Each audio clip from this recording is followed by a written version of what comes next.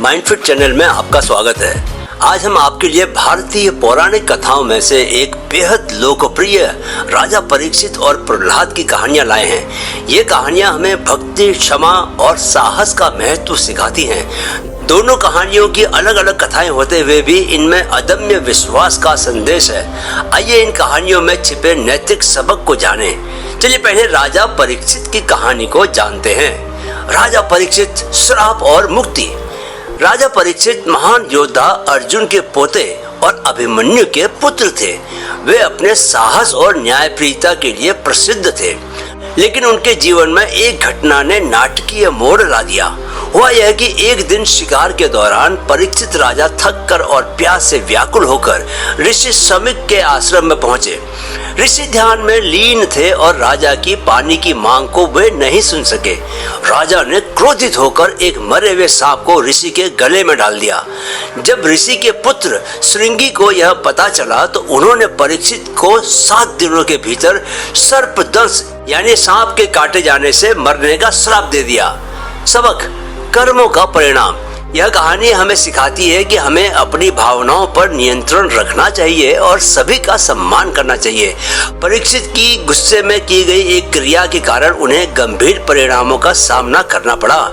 यह हमें बताता है कि हम जो भी काम करते हैं दोस्तों, उन्हें सोच समझ कर करें, क्योंकि उनका हम पर लंबे समय तक असर हो सकता है। परीक्षित का स्वीकार और भक्ति। श्राप सुनकर परीक्षित ने बदला नहीं लिया। उन्होंने अपने भाग्य को स्वीकार किया और राजपाट छोड़कर आध्यात्मिक साधना में लग गए। उन्होंने ऋषि शुक्रदेव से जीवन और मृत्यु के रहस्यों को समझने के लिए मार्गदर्शन मांगा। 7 दिनों तक परीक्षित ने भागवत पुराण का पाठ सुना, जिससे उन्हें गहरा ज्ञान और शांति प्राप्त हुई। सबक: स्वीकार्यता यानी एक्सेप्टेंस और आध्यात्मिक विकास। परीक्षित का अपने भाग्य को स्वीकार करना और आध्यात्मिक ज्ञान की ओर मुड़ना हमें सिखाता है कि चुनौतियों के सामने हमें उच्चतर ज्ञान और आंतरिक शांति की तलाश करनी चाहिए। यह दिखाता है कि सच्ची मुक्ति और शांति आध्यात्मिक ज्ञान में ही है। सांसारिक ज्ञान में एंजाइटी और झूठी खुशी ही मिलती है। श्राप का पूर्ण होना। 7वें दिन श्राप पूरा हुआ। तक्षक नामक सर्पराज ने परीक्षित को डसा, जिससे उनकी मृत्यु हो गई। लेकिन तब तक परीक्षित की आत्मा ने आध्यात्मिक ज्ञान प्राप्त कर मोक्ष प्राप्त कर लिया था। यहाँ क्या सबक है? सबक यह है दोस्तों कि भक्ति द्वारा मुक्ति संभव है। परीक्षित की कहानी का अंत भक्ति और ज्ञान की शक्ति को दर्शाता है। श्राप के बावजूद परीक्षित की आत्मा ने उनकी सच्ची भक्ति और आध्यात्मिक साधना के कारण मोक्ष प्राप्त कर लिया। यह हमें याद दिलाता है कि सच्ची मुक्ति उच्चतर सत्य को समझने और स्वीकार करने में ही है। चलिए अब जरा हम दूसरी कहानी शुरू करते हैं। यह प्रहलाद की कहानी है। यह भी भक्ति की विजय की ही कहानी है। प्रहलाद का जन्म और पृष्ठभूमि। प्रहलाद असुर कुल में जन्मे थे और हिरण्यकश्यप के पुत्र थे। अपनी राक्षसी पृष्ठभूमि के बावजूद प्रहलाद बचपन से ही भगवान विष्णु के परम भक्त थे। उनकी अडिग भक्ति ने उनके पिता के साथ संघर्ष को जन्म दिया। हिरण्यकश्यप का वरदान और अहंकार। हिरण्यकश्यप ने कठोर तपस्या से ब्रह्मा जी से एक वरदान प्राप्त किया, जिसने उन्हें लगभग अजर अमर ही बना दिया। उन्हें न मनुष्य, न जानवर, न दिन, न रात, न अंदर, न बाहर, न पृथ्वी, न आकाश और न किसी अस्त्र या शस्त्र से मारा जा सकता था।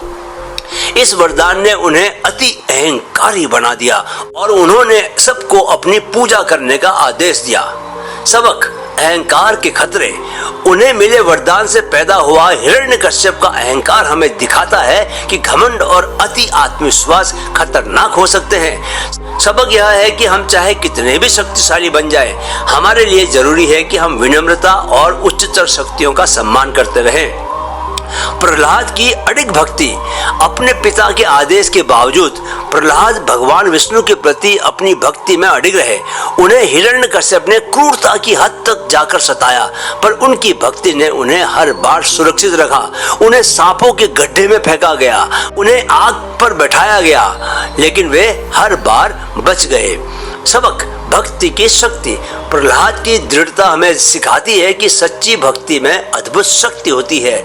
उनकी अडिग भक्ति ने उन्हें कठिन से कठिन परिस्थितियों में भी सुरक्षित बनाकर रखा। यह बताता है कि जब हम अपने विश्वासों पर अडिग रहते हैं दोस्तों, तो हम किसी भी चुनौती का सामना कर सकते हैं। हिरण्यकश्यप का अंत। हिरण्यकश्यप ने प्रहलाद से पूछा कि उनका भगवान विष्णु कहाँ है। प्रहलाद ने शांतिपूर्वक कहा कि विष्णु तो सर्वत्र हैं। क्रोधित होकर हिरण्यकश्यप ने एक सामने के स्तंभ को तोड़ दिया और वहां से भगवान विष्णु नरसिंह यानी आधे मनुष्य और आधे सिंह के रूप में प्रकट हुए। उन्होंने हिरण्यकश्यप का वध कर दिया। अब देखिए भगवान ने अपने श्राप का भी मान कैसे रखा। उन्हें शाम के समय मारा यानी न दिन न रात। उन्हें दहलीज पर मारा यानी न अंदर न बाहर। उन्हें अपनी गोद में मारा यानी न पृथ्वी पर न आकाश में। और उन्हें अपने नाखूनों से मारा यानी न अस्त्र से न शस्त्र से। सबक परमात्मा का न्याय। नरसिंह का प्रकट होना और हिरण्यकश्यप का अंत परमात्मा के न्याय को दर्शाता है। यह सिखाता है कि अहंकार और अत्याचार का अंत निश्चित ही होता है। यह विश्वास दिलाता है कि सच्चाई और न्याय की हमेशा जीत होती है। हिरण्यकश्यप की मृत्यु के बाद प्रहलाद ने राजा बनकर न्याय और करुणा से शासन किया। उनका शासन शांति और समृद्धि से भरा हुआ था और उनकी भक्ति और धर्मपरायणता ने उन्हें महान शासक बना दिया। इसीलिए तो आज हम उनकी कहानी आपको सुना रहे हैं। सबक क्या है? नेतृत्व और करुणा। प्रहलाद का शासन हमें सिखाता है कि सच्चा नेतृत्व शक्ति और प्रभुत्व में नहीं बल्कि करुणा, ज्ञान और सेवा में है। यह सिखाता है कि सच्चे नेता वही होते हैं जो अपने लोगों की सेवा और भलाई के लिए समर्पित होते हैं।